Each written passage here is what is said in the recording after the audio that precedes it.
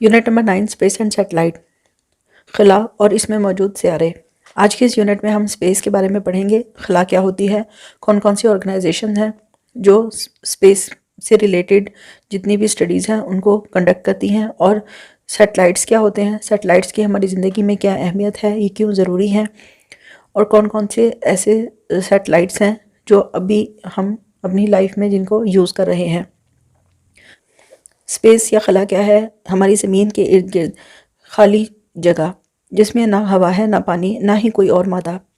Have you ever thought what it is outside our earth? کیا آپ نے کبھی یہ سوچا ہے کہ ہماری زمین کے باہر کیا ہے؟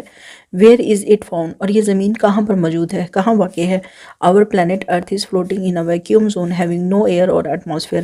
ہمارا سیارہ زمین ایک خالی جگہ میں بالکل تیر رہا ہے، خالی حصے میں تیر رہا ہے۔ یہ ایسا حصہ ہے، ایسی جگہ ہے جس میں نہ تو ہوا ہے، نہ ہی کوئی آب و ہوا، نہ ہی کوئی اور مادہ۔ دس زون از کالڈ اسپیس۔ یہ جو جگہ ہے جہاں پر ہماری زمین موجود ہے جس میں نہ ہوا ہے، نہ ہی کوئی اور مادہ ہے، اسے خلا کہتے ہیں، اسپیس کہتے ہیں۔ Space occurs about 100 kilometers above the earth's surface۔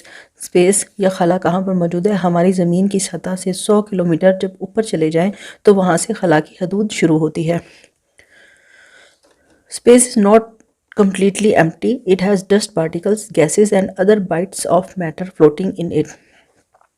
خلا مکمل طور پر خالی نہیں ہے، اس میں مٹی کے ذرات ہیں، اس میں گیسیں ہیں اور بہت چھوٹے چھوٹے ٹکڑے ہیں کسی بھی مادے کے جو اس کے اندر تیر رہے ہیں۔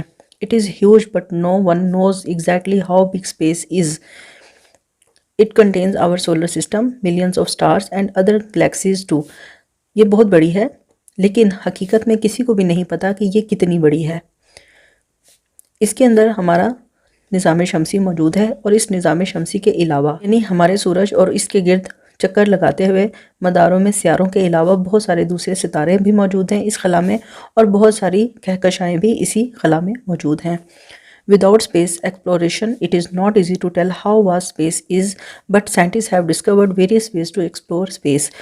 خلا کے بارے میں تحقیق کیے بغیر، جانے بغیر یہ آسان نہیں ہے کہ آپ یہ بتا دیں کہ خلا کتنی بڑی ہے، لیکن پھر بھی سائنسدانوں نے بہت سارے ایسے طریقے دریافت کر لیے ہیں جس کی مدد سے آپ یہ بتا سکتے ہیں کہ اسپیس اصل میں یا خلا اصل میں کتنی بڑی ہے، اور آپ اس کو بہت اچھے سے کھنگال سکتے ہیں، اس میں موجود چیزوں کو پہچان سکتے ہیں، ان کے بارے میں جان سکتے ہیں۔ However, it is not possible to explore space completely due to limited resources۔ ہاں یقیناً یہ ممکن نہیں ہے کہ آپ مکمل خلا کو ایکسپلور کریں، مکمل خلا کے بارے میں جانیں، کیونکہ یہ بہت بڑی ہے اور اس کو جاننے کے لیے، اس کے بارے میں دریافت کرنے کے لیے ہمارے پاس وسائل بہت کم ہیں۔ Activity 9.1 For survival of all living things on the earth, light and heat energy are required, which is provided by sun۔ کسی بھی زندہ جاندار کو زندہ رہنے کے لیے روشنی اور حرارت کی ضرورت ہوتی ہے، اور یہ روشنی اور حرارت ہمیں سورج سے ملتی ہے۔ The earth is the only planet in the solar system that supports life۔ یہ جو ہمارا نظام شمسی ہے اس میں صرف سورج ہی وہ واحد ذریعہ ہے جو زمین پر یا کسی بھی جگہ پر زندگی کو سہارا دیتا ہو۔ Based on the diagram of the solar system shown below, answer the questions that follow۔ اس تصویر کو دیکھتے ہوئے جو آپ کو نیچے دکھائی گئی ہے، آپ کو کچھ کوسچنز کے جواب دینے ہیں۔ Question number 1، Why do you think there are no living things found on Mercury or Neptune؟ آپ کو کیوں لگتا ہے کہ مرکری اور نیپچون پر کوئی بھی زندگی ممکن نہیں ہوگی، یا وہاں پر کوئی بھی زندہ جاندار موجود نہیں ہوگا؟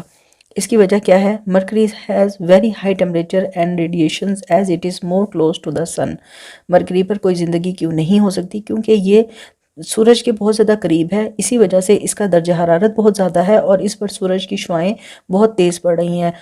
بہت زیادہ درجہ حرارت ہونے کی وجہ سے اور تیز شعاعوں کی وجہ سے یہاں پر زندگی یعنی مرکری پر زندگی ممکن نہیں ہے۔ اس کے علاوہ Neptune is very close while Neptune is very cold planet with no oxygen to support life۔ Neptune پر زندگی کیوں نہیں ہو سکتی؟ کیونکہ یہ سورج سے بہت زیادہ دور ہے اور یہ بہت زیادہ ٹھنڈا ہے۔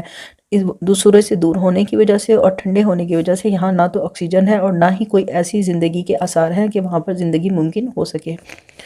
Question number 2 کیا ہے؟ What is the force that prevents planets from moving out from their orbits and into outer space؟ وہ کون سی ایسی طاقت ہے جو ان سیاروں کو جو سورج کے گرد چکر لگا رہے ہیں یہ ممکن بناتی ہے کہ یہ سیارے اپنے مداروں سے نہ تو باہر نکلیں اور نہ ہی خلا میں کہیں ادھر ادھر گھومنے لگ جائیں؟ اس کی وجہ یہ ہے کہ جو سورج کی کشش اور گریوٹی کی وجہ سے یہ جو سیارے ہیں یہ اپنے اپنے مدار میں رہتے ہیں، اپنے مدار کو نہیں چھوڑ سکتے. Gravity of sun keeps the planet in their orbit. ٹھیک ہے، سورج کی جو کشش ہے وہ ان سیاروں کو مجبور کر دیتی ہے کہ یہ اپنے اپنے مدار میں ہی رہیں، وہاں سے باہر نہ نکلیں. Need for space exploration. خلا کی تحقیق کیوں کی جاتی ہے، اس کی کیا ضرورت ہوتی ہے؟ Space exploration turns out to be really helpful for us and will continue to be useful in future as well. خلا کے بارے میں تحقیق ہماری زندگی کو بدل دیتی ہے، یہ ہماری زندگی میں بہت زیادہ فائدہ مند ہے اور یہ ہمارے آنے والے مستقبل میں بھی ہماری مدد کرے گی. It lead to the development of several technologies. اس تحقیق کی وجہ سے ہم بہت ساری نئی ایجادات اور دریافت کر سکتے ہیں، نئی نئی ٹیکنالوجیز بنا سکتے ہیں. which has made our life much easier. اور ان ٹیکنالوجیز کی وجہ سے، ان ایجادات کی وجہ سے ہماری زندگی بہت زیادہ آسان ہو جاتی ہے. For example without space programming we would not have global positioning system, weather prediction, solar sales.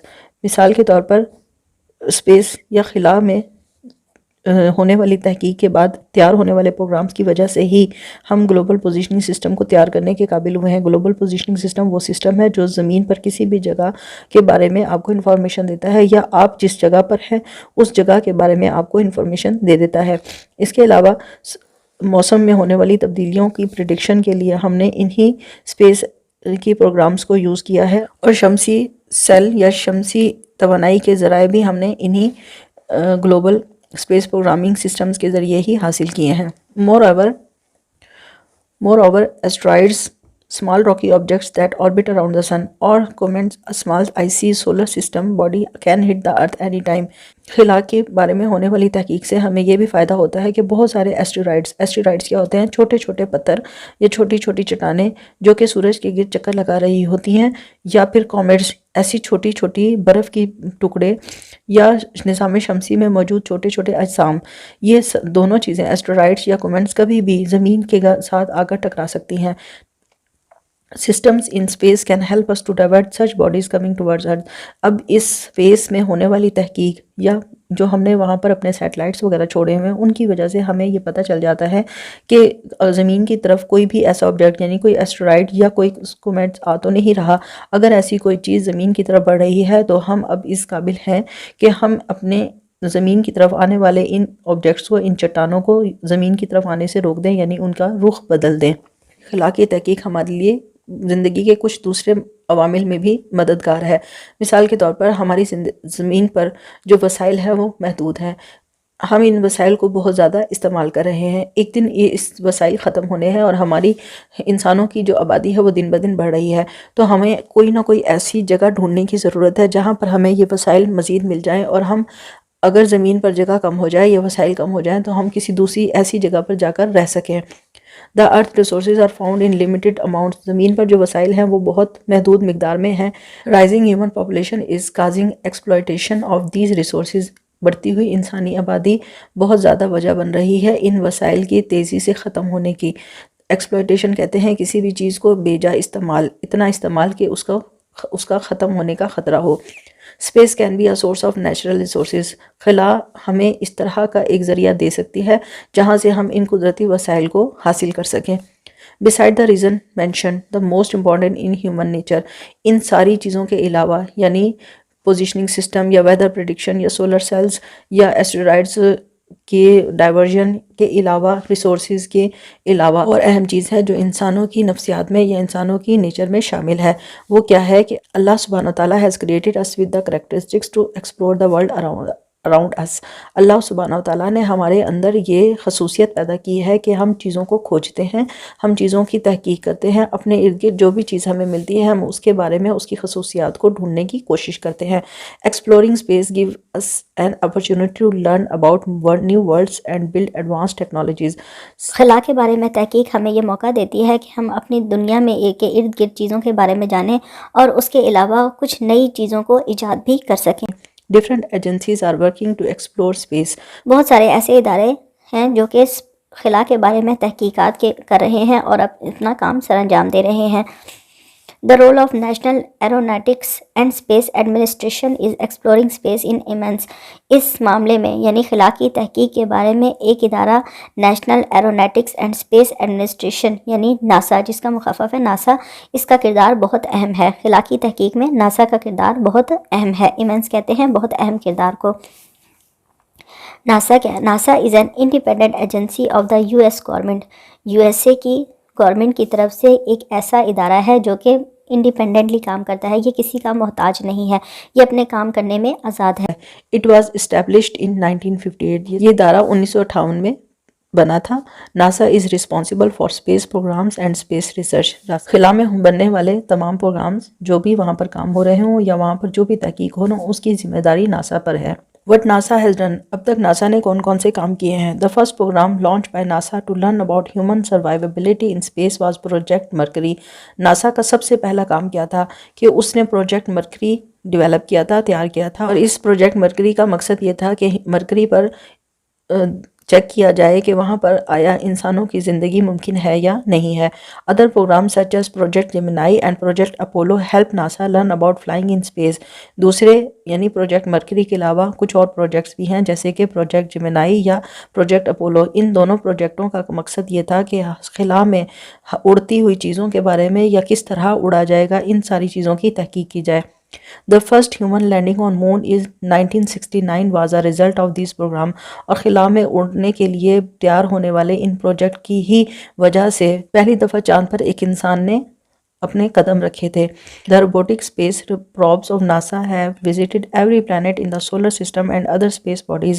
NASA کی طرف سے تیار ہونے والے روبوٹوں نے تقریباً ہر ایک سیارے پر چکر لگا لیا ہے جو کہ ہمارے نظام شمسی میں موجود ہے، اور اس کے علاوہ بہت ساری دوسری ایسے اجسام جو کہ خلا میں موجود ہیں ان پر بھی ناسا کے تیار کیے گئے یہ روبوٹ جا چکے ہیں۔ Satellites launched by NASA have helped us to get valuable information and data about the earth. جو سیارے ناسا کی طرف سے چھوڑے گئے ہیں خلا میں وہ ہماری بہت زیادہ مدد کرتے ہیں بہت ساری انفارمیشن کو حاصل کرنے کے لیے، معلومات کو حاصل کرنے کے لیے، جیسے کہ زمین کے بارے میں یا زمین پر موجود چیزوں کے بارے میں۔ NASA has helped to develop and tested a variety of latest and advanced aircraft. ان کاموں کے علاوہ ناسا نے بہت سے اچھے اور بہترین قسم کے ہوائی جہاز تیار کیے ہیں اور ان کو ٹیسٹ بھی کیا ہے۔ Apart from these, NASA is also beginning a new program to send humans to explore the moon and Mars. ان چیزوں کے علاوہ جو کچھ اوپر ابھی آپ کو بتایا، ان کے علاوہ ناسا بہت سارے نئے پروگرام بھی شروع کر رہا ہے جن کا مقصد یہ ہے کہ انسانوں کو چاند پر اور مارس پر بھیجا جا سکے۔ Whenever we talk about the space satellites is a term we come across very frequently. جب بھی ہم خلا کی بات کرتے ہیں تو ہمارے ذہن میں سب سے پہلے اور سب سے زیادہ سیاروں کا لفظ آتا ہے۔ تمام چیپٹرز کی کمپلیٹ سالوڈ ایکٹیویٹیز اور ایکسرسائزز کے لیے ویب سائٹ www.abdirinfo.com پر وزٹ کریں۔ کسی بھی کلاس کے سائنس یا بیولوجی کے لیکچرز حاصل کرنے کے لیے چینل کو سبسکرائب کریں اور کمنٹ باکس میں ڈیمانڈ لکھ کر میسج کریں۔